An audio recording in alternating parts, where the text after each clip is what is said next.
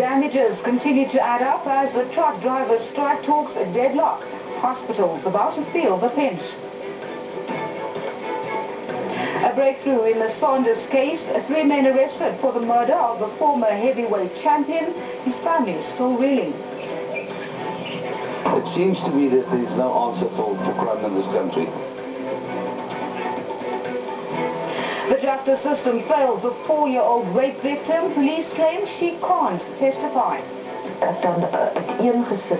I explained to police why the child cannot testify, and even though she is unable to, this doesn't mean that further action cannot be taken.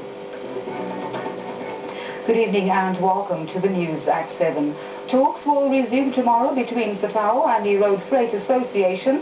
Let's hope this will bring an end to the long-distance trucker strike, which has resulted in violence and intimidation. There was chaos again today on some of the country's roads as trucks were burned and non-striking workers attacked. In Ekurhuleni on Gauteng's East Rand alone, 10 trucks were torched. 45 people have been arrested and charged with public violence. And now hospitals in the province may soon feel the pinch as coal deliveries stall. Burnt-out rigs litter roads in Gauteng. For those still working, it's getting too dangerous to get into the driver's seat. On the airport-bound R21, this bakkie was pelted with stones and also torched. It's very bad.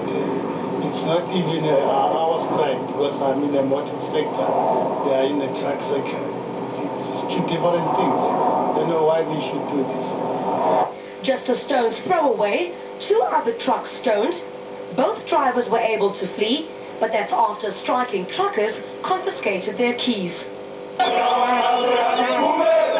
Talks between the union and their employer are deadlocked. The CCMA will now intervene. Workers remain steadfast for a double-digit wage increase of 12%, the employers offering 8%. The Kai Road between East London and Starterheim in the Eastern Cape was also affected. 40 tons of diesel and petrol went up in smoke. But police are careful to pin this one on striking workers. Several cases of malicious damage to property have been opened in Port Elizabeth. Following sporadic violence, General Motors has so far reported loss in production. In Ermelo, evidence of a crippling strike. All trucks laden with all sorts of goods, including perishables, are not leaving town. But for some, a business opportunity. Police and private security guards were deployed to monitor a group of striking Setau members. It is just by coincidence that these instances of looting, of stoning, of the burning of trucks is happening just as your strike is taking place?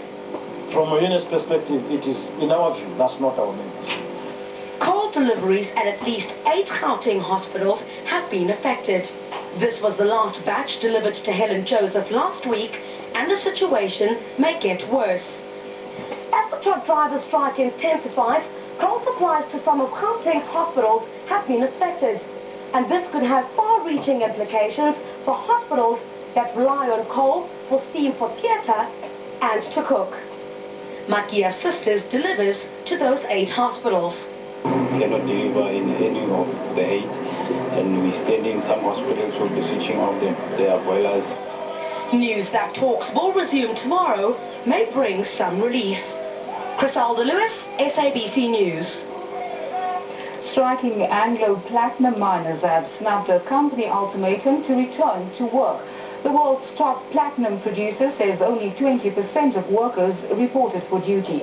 Elsewhere, Goldfields Beatrix operations remain closed. The 9,000 workers there are still on strike. 14 miners were arrested today for public violence. The world's biggest platinum miner.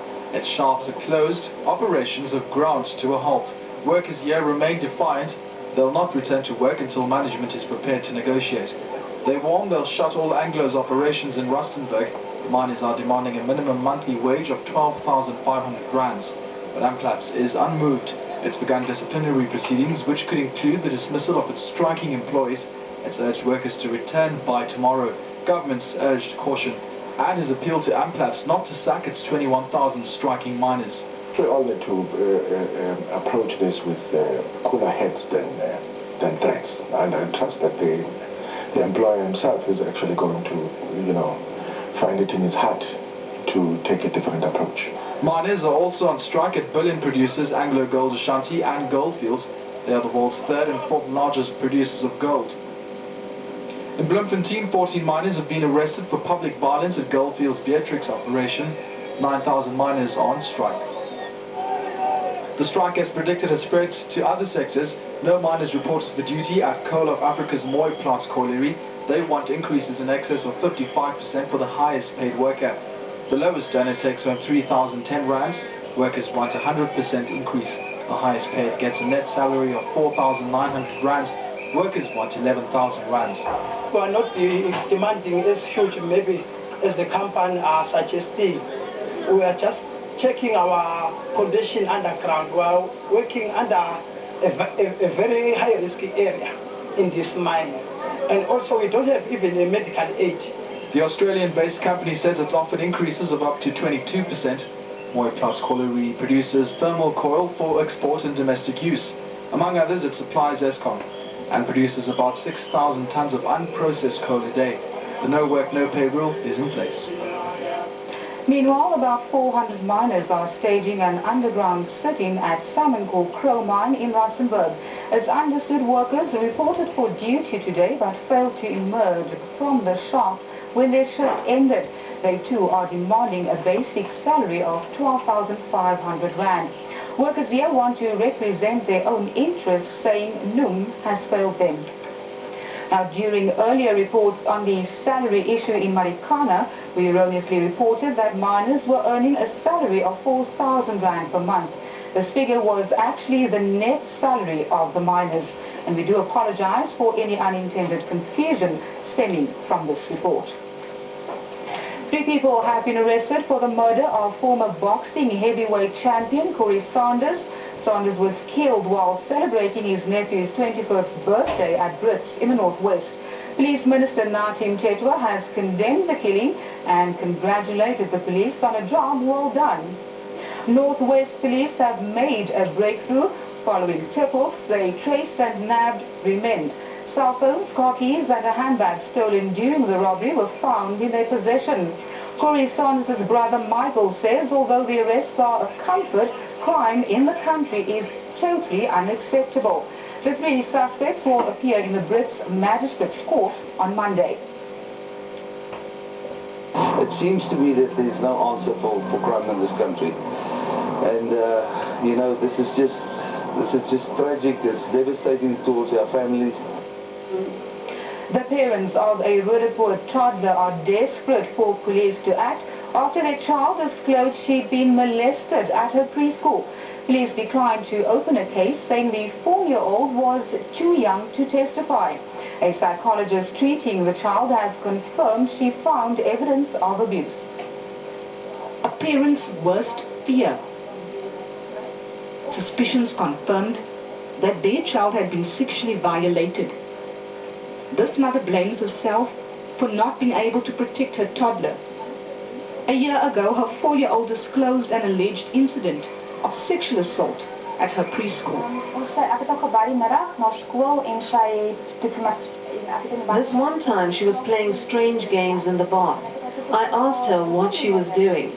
Initially she didn't respond and said it's games she plays with her friend at school. I asked her who her friend was and she said he's as big as Daddy, but he isn't her friend because he hurts her. The devastating disclosure was just the start of their ordeal. Efforts to get police to act drew a blank.